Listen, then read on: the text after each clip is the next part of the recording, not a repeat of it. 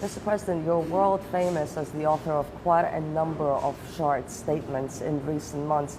What made you choose this style in international politics, and do you find it effective? I never, there was not an ambition. I never desired to be an international figure. I just have wanted to be just a mayor here, but fate somehow changed the course of my life. Now, foreign policy. Fundamentally, the foreign policy of the Philippines follows the foreign policy of the United States. Why? Well, we were occupied by Spain and made a colony for 400 years.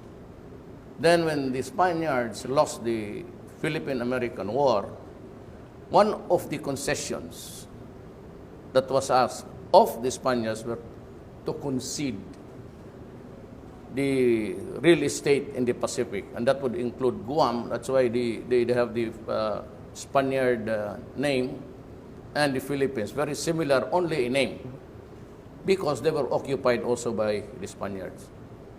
But we were ceded to the Americans, and they occupied my country for 50 years. Finally, we had our independence after a bloody revolution, and after several massacres, somewhere in Samar, it's in the Visayas, a high-ranking American official was killed.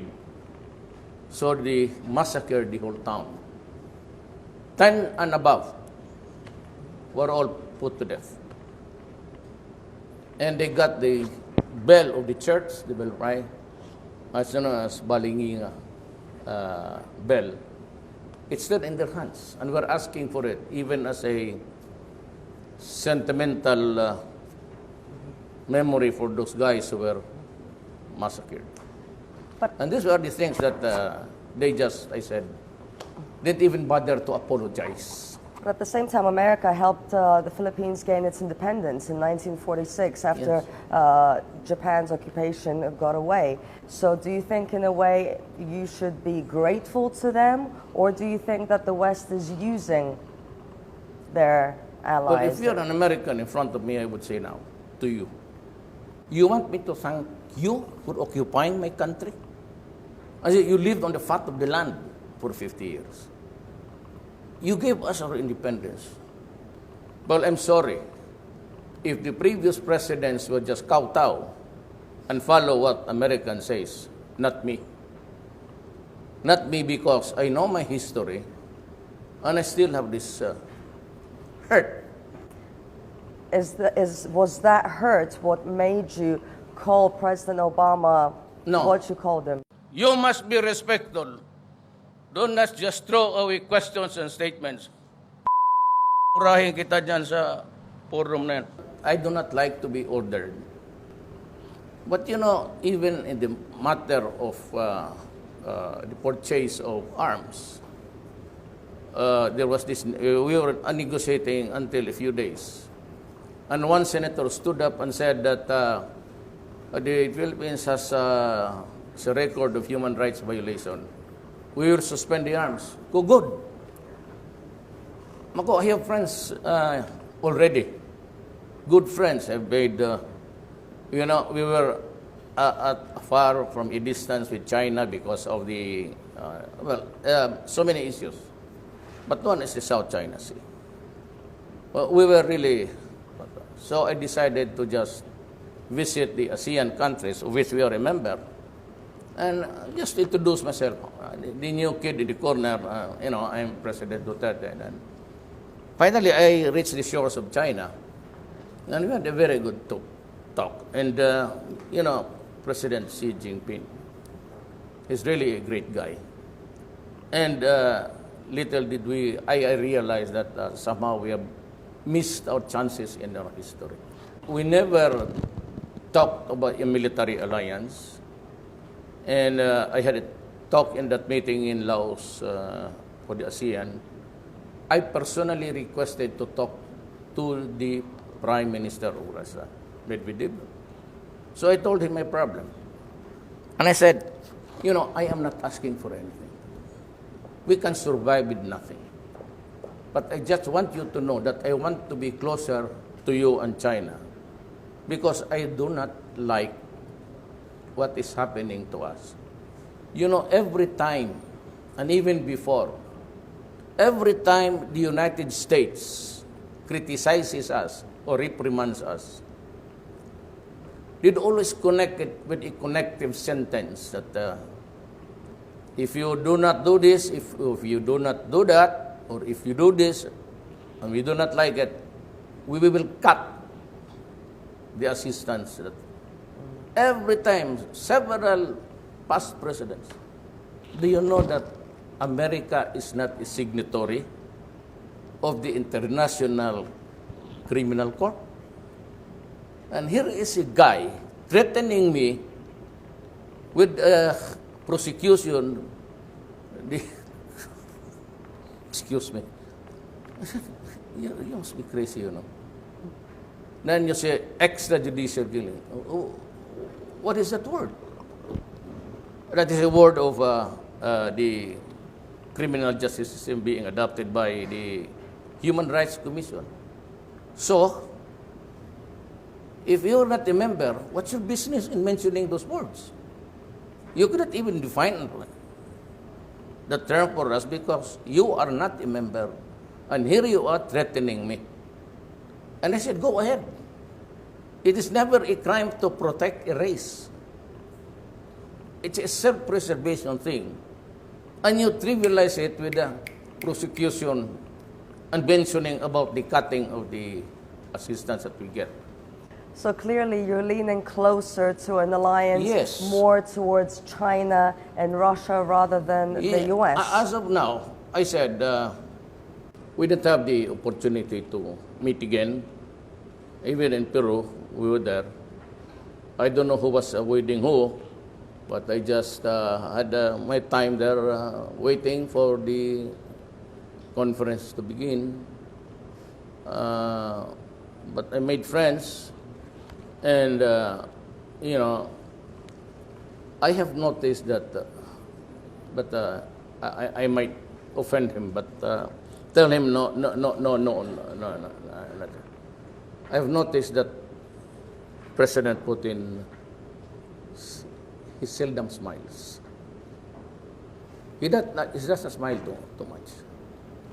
You know, but when we were together, and during the last day where he saw me, he went out of his way to shake hands with me. I said, "Mr. President, how are you?" I said, "Fine."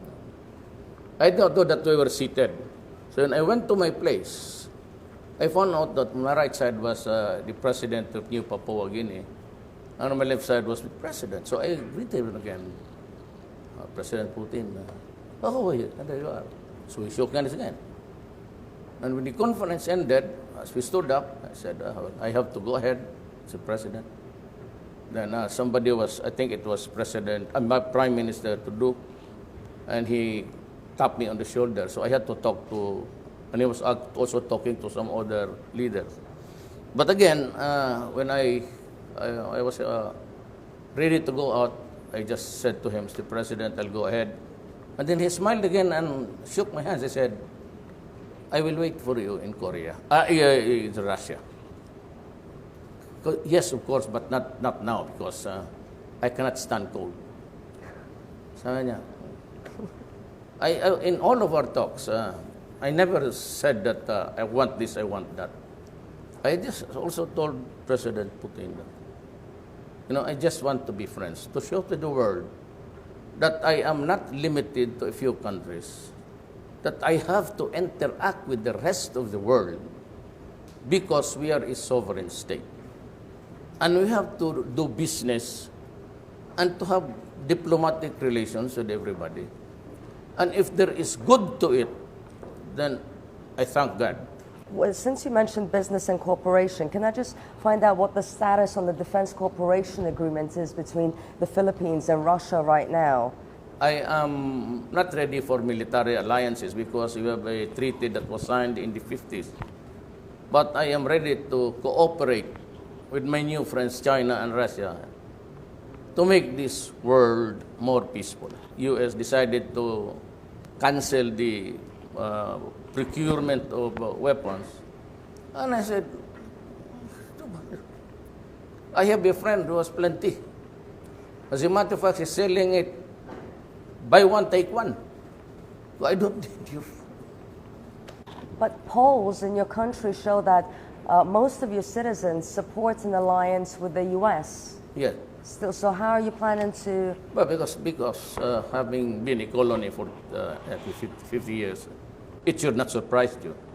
It's ingrained in the genealogy of the Filipinos. But little by little, I've been telling them, I made this decision because, but I think the Filipinos know the reason in their heart why. Because I have been very vocal and used the strongest terms when I said we are not a nation of beggars. We will survive without your assistance. Please stop it. If you want to prosecute me, fine. Come up with the evidence. But I will not allow the rapporteur of the UN to face me and ask me questions as if I am a criminal. It would be on TV. Maybe I can invite you again as one of the resource persons. I can invite everybody. And I will tell the rapporteur, do not ask questions on me only. I will ask you also. Do not interfere in the affairs of my country, internal affairs. We have a serious problem of 4 million drug addicts. We computed it, I would need about 2 trillion. We will never have that money in our lifetime. And yet I have this problem. And here you are complaining about the deaths of 3,000. You do not even know who were killed, especially the people with the plastic tape run around the body. If you are a policeman, why would you do that? Why waste your time rapping? Why don't you just simply shoot the idiot and just tell them that you fought against me? If I can go back to the U.S. For the last one, you appeared to soften your criticism when it comes to the U.S. after the U.S. presidential elections, after it became clear that Donald Trump would be the next president. Do you think that you could be friends with Donald Trump and maybe your relationship would change? Well, I'm not at liberty to make it public. But there are feelers now, even retired generals, and they wrote me a long letter, and the last sentence is that there is no doubt in our minds that we can be great friends again and reset the whole thing. That was my sloganeering when I was campaigning. Change. I promise no corruption. And it will happen. There will be no corruption in my government. Then I said, I will put an end to drugs because it has compromised the next generation of people, the young ones who are hooked into drugs. The third is that I will have to stop criminality so that people can come here and visit. In Davao City, you can go anywhere at this hour. Nobody would bother you. And my standard of, I told the police when I became mayor many years ago, I want you to ask your wife and daughter to walk the streets of Davao until morning time. If nothing happens to them, that is the standard that I want for Davao City. And I forced the issue. And I told the criminals again, in the city, and that is why they want to be prosecuted. You criminals, drug addict, get out of my city. Do not destroy my country because I will kill you. And to the other guys, I said, do not, destroy because drugs was already flooding. But I kept my high profile against drugs. And the first to grow exponentially in the years in between was Davao City. We had a domestic, a local. At one time, we hit it at something like 9, which is really very, very high. That is why you have a city that is clean, no criminals, drugs, if at all, because really the boundaries are porous. And you cannot just stop anybody from entering the city because this is not a fascist state. But you have to consider to the citizens. But for as long as I am president, to the very last day, I want the last drug pusher out, and I want the drug lords killed. So I prefer that they fight the police.